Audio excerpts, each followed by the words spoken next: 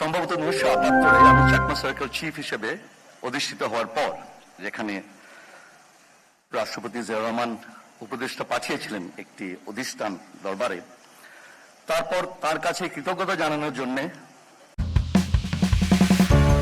মায়ের মমতা আমি বুঝি, মমতা আটা ময়দা সুজি, স্বাদে গুণগত মানে অতুলনীয়। শ্রদ্ধা নিবেদন করার জন্য আমি সময় চেয়েছিলাম। আমি আশা করছিলাম হয়তো কিছু সময় দেবেন বঙ্গভবনে, তা করেননি। উনি তার ক্যান্টনমেন্টের বাসাতে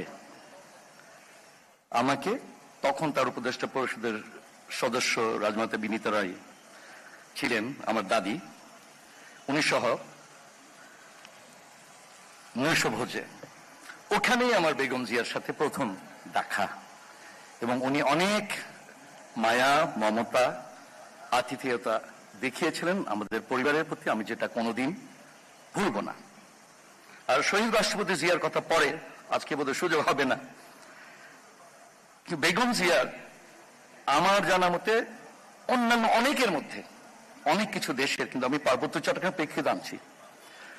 পার্বত্য চট্টগ্রামে উনি দুটি নিদর্শন রেখে গেছেন। উনার আগে কোন সরকার গ্রাম পর্যায়ের যে নেতা আছেন, গ্রাম প্রধান আছেন, মোড়লের মতো আছেন, তাদের পদকে এত গুরুত্ব দেন নাই, স্বীকৃতি দেন নাই। বেগম জিয়াই দিয়েছিলেন, যখন তিনি সরকার প্রধান ছিলেন, প্রথমবারের মতো সেই গ্রামের কারবারির সম্মানী ভাতা দিয়ে তার পদকে স্বীকৃতি দেওয়া।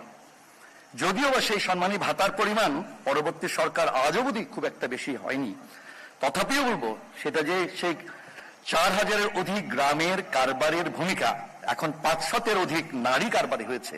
বেগম থাকতেন নিশ্চয়ই খুশি হতেন যে এখনো গ্রামের মানুষের পক্ষে তাদের সেবা দিয়ে যাচ্ছেন। আরেকটি নির্দেশনের কথা বলবো, সেটা হচ্ছিল 2003 সনে চিটাগং হিল ট্র্যাক্স রেগুলেশন 1900-কে এটা সংশোধনী করে সারা দেশে যে বিচার বিভাগের স্বাধীনতার যে প্রক্রিয়া চলছিল, সেখানে পার্বত্য চট্টগ্রামকে অন্তর্ভুক্ত করার জন্য একটি আইন প্রণয়ন করেন। 2003 সনের একটি আইন, 38 নং আইন, যার মাধ্যমে পার্বত্য চট্টগ্রামের দেওয়ানি ও ফৌজদারি বিচারিক ক্ষমতা শাসন বিভাগ থেকে বিচার বিভাগে হস্তান্তরিত হয়। আর অনেক কিছু রয়েছে, আমি সেগুলো বলবো না। তার সাথে আমার দেখার সৌভাগ্য হয়, তার সে সবুজ কলম দিয়ে যে লিখতেন, আমার এখনো মনে আছে। আমি শুধু অনেক বক্তার মতো এটাও আবার বলবো, আমরা তার প্রতি শ্রদ্ধা করা মানে দেশে তার ধারা, উনি যে নিদর্শন রেখে গেছেন, উনি ব্যক্তিগত ভাবে যে দেখিয়ে গেছেন, সেটার জন্য আমরা একটি অসাম্প্রদায়িক, বহুত্ববাদী, অন্তর্ভুক্তিমূলক একটি বাংলাদেশ যাতে গড়তে পারি। ধন্যবাদ।